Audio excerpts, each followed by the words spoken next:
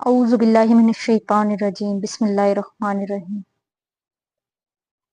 सूरह आल इमरान हम पढ़ रहे थे। ये सूरह आल इमरान का तीसरा सबक है। आयत नंबर 16 से जो हम स्टार्ट करेंगे। तो आयत नंबर 16 क्या है कि जो ये कहते रहते हैं परवरदिगार हम ईमान ले आए, बस हमारे गुनाहों को बख्श दे और हमें आग के अजाब से बचा ले। जो कहते हैं कि अल्लाह से दुआएं करते हैं, क्या कहते हैं कि अल्लाह हम तुझ पे ईमान लाए हैं और तू हमारे गुनाहों को बख्श दे। यकीनन अल्लाह ही गुनाहों को बख्शने वाला है और हमें आग के अजाब से बचा। अब ये जो दुआएं करते हैं उनके ये औसाफ हैं, उसमें गोया तलकीन है कि अगर अल्लाह से ये दुआ करना चाहते हो अल्लाह तुम्हारे गुनाह बख्श दे, जहन्नम के अजाब से बचे, तो अपने अंदर ये औसाफ पैदा करो। आगे वो बयान किए जा रहे हैं कि कौन से। आयत नंबर 17 है सबर करने वाले और रास्तबाज और फरमाबरदार और अल्लाह की राह में खर्च करने वाले और औकात सहर में मगफरत चाहने वाले। अब रास्तबाजी में रास्तगोई भी शामिल है, रास्त किरदारी भी, यानी आपका अमल भी दुरुस्त हो और सही भी हो, कौल भी सही भी और दुरुस्त भी हो, फरमाबरदार हूं और अल्लाह की राह में खर्च करने वाले। औकात सहर में मगफरत, यानी जो सहर का वक्त है उस वक्त अल्लाह के हुजूर इस्तगफार करें। एक तो 5 वक्त की नमाजें, एक खास वक्त है जिसके बारे में इरशाद फरमाया गया है कि हर रात जब रात का आखिरी 1/3 हिस्सा रह जाता है तो अल्लाह ताला क्या है कि समाए दुनिया तक नजूल फरमाता है और कहता है कि है कोई मांगने वाला कि उसे अता किया जाए, है कोई दुआ करने वाला कि उसकी दुआ कबूल की जाए, है कोई इस्तगफार करने वाला कि उसे माफ कर दिया जाए। ये उन लोगों के औसाफ बयान किए जा रहे हैं। आयत नंबर 18 है कि अल्लाह खुद गवाह है, उसके सिवा कोई मबूद है, सारे फरिश्ते, अहले इल्म भी। वो अदल और किस्त का कायम करने वाला है, यानी सबसे बड़ी गवाही तो अल्लाह तबारक व तआला की है, जो कुतुब समाविया से भी जाहिर है, जो आसमानी कुतुब है उनसे भी जाहिर है, मज़ाहिर फितरत से भी जाहिर है, और सारे फरिश्ते भी इस चीज के गवाह हैं, अहले इल्म भी गवाह हैं। अब अहले इल्म वही लोग हैं जिन्हें कुरान में कहा गया है अल्लज़ीना याकिलूना, जो अकल रखते हैं। ये वो लोग हैं जो आयात अफाकी के हवाले से अल्लाह को पहचान लेते, मान लेते हैं वही मबूद बरहक है। यकीनन निशानियां हैं उन लोगों के लिए जो अकल से काम लेते हैं, जो इल्म वाले हैं, वो भी गवाह हैं कि अल्लाह के सिवा कोई मबूद नहीं, अल्लाह ही है। अदला अदल कायम करता है, अदल करेगा।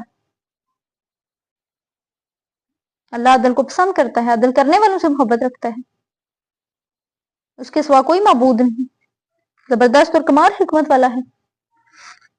आयत नंबर 19 क्या है कि यकीनन दीन तो अल्लाह के नजदीक सिर्फ इस्लाम ही है और अहले किताब ने इख्तलाफ नहीं किया इसके बाद कि उनके पास आ चुका था, मगर बाहमी जिद्दम ज़दा के सबब से।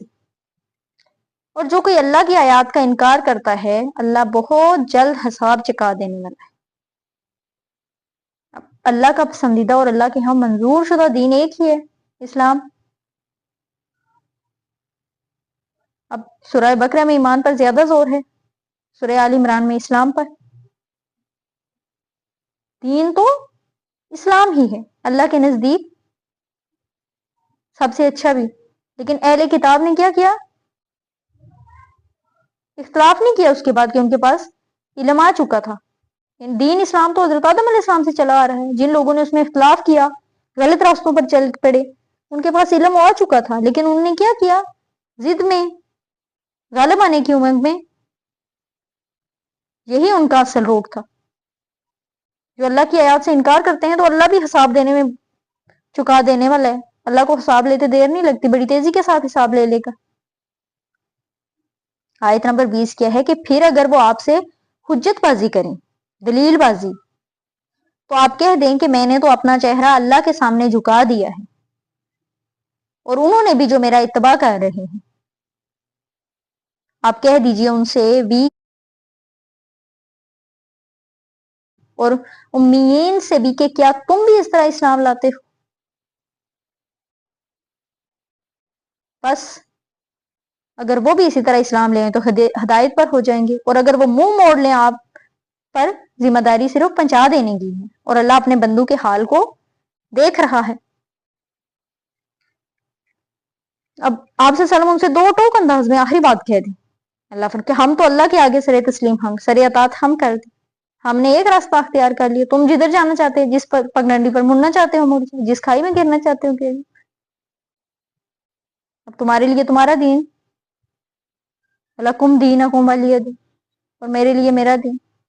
آپ کہہ دیجئے ان سے بھی کہ جنہیں کتاب یعنی یہود و نصارہ اور امیین سے بھی، کیا تم بھی اس طرح اسلام لاتے ہو؟ کہ تم بھی سر تسلیم ہم کرتے ہو یا نہیں؟ تابع ہوتے ہو یا نہیں؟ اپنے آپ کو اللہ کے سپرد کرتے ہو یا نہیں؟ اور اگر اس کے بعد وہ اسلام لے آئیں، ہدایت پر ہو جائیں تو ٹھیک ہے، لیکن اگر منہ بھی موڑ لیں تو حضور صلی اللہ علیہ وسلم سے فرمایا جا رہا ہے کہ آپ پہ صرف ان تک پیغام پہنچا دینے کی ذمہ داری ہے۔ آپ صلی اللہ علیہ وسلم نے ہمارا پیغام ان تک پہنچا دیا، دعوت ان تک پہنچا دی ہے، ہماری آیات انہیں پڑھ کر سنا دی ہیں، اب قبول کرنا یا نہ کرنا ان کا اپنا اختیار ہے۔ آپ صلی اللہ علیہ وسلم پر یہ ذمہ داری نہیں ہے کہ یہ لوگ ایمان کیوں نہیں لائے۔ اب سورہ بقرہ میں بھی ہم پڑھ رہے ہیں کہ آپ صلی اللہ علیہ وسلم سے سوال نہیں کیا جائے گا جہنمیوں کے بارے میں، اور اللہ اپنے بندوں کو دیکھ رہا ہے، ان سے حساب کتاب کر لے گا، نمٹ لے گا۔ آپ صلی اللہ علیہ وسلم کے ذمہ جو فرض ہے آپ اس کو ادا کرتے ہیں۔ آیت نمبر 21 کیا ہے؟ یقیناً وہ لوگ جو اللہ کی آیات کو کفر کرتے ہیں وہ انبیاء کو ناحق قتل کرتے رہے، اور ان لوگوں کو قتل کرتے رہے ہیں جو انسانوں میں سے عدل و قسط کا حکم دیتے ہیں۔ تو اے نبی انہیں بشارت سنا دیجئے دردناک عذاب کی۔ اب اس لیے کہ انصاف کی بات تو عام طور پر کسی کو پسند نہیں ہوتی، بہت سے موقع پر کسی حق کو، انسان کو حق گوئی کی پیدائش میں اپنی جان سے ہاتھ دھونا پڑتے۔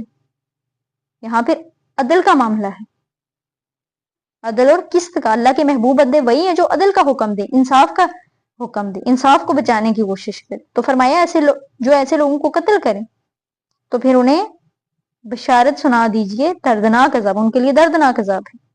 آیت نمبر 22 کیا ہے کہ یہ وہ لوگ ہیں جن کے تمام اعمال دنیا اور آخرت میں اکارت ہوگی، اور ان کا پھر کوئی مددگار نہیں ہوگا۔ یعنی جیسے قریش کو یہ تھا کہ ہم تو خدا میں کعبہ ہے، ہمارے پاس جو یہ لوگ حج کرنے آتے ہیں ہم ان کو کھانا کھلاتے ہیں، پانی پلاتے ہیں، خدمات کرتے ہیں، اس کی عوض ہمیں بخش دیا جائے گا۔ فرمایا وہ سارے جو اعمال ہیں وہ تو ختم ہو جائیں گے۔ اگر تم صحیح سے پورے دین کو اختیار ہو تو ٹھیک ہے، ورنہ چاہے خیرات اور بلائی کے بڑے بڑے کام کرو، لوگوں کی فلاح و بہبود کے لیے کرو، اللہ کے نزدیک تو ان کی کوئی حیثیت نہیں ہے، پھر تو ان کا اللہ کے سوا کوئی مددگار بھی نہیں ہوگا۔ سورہ آل عمران آیت نمبر 30 ہے، اس کی آیت نمبر یہ تھی، سورہ نمبر 3 ہے اور آیت نمبر 22 ہے۔ تو آیت نمبر 23 سے اس سے اگلے لیسن میں ہم پڑھیں گے انشاءاللہ تعالی۔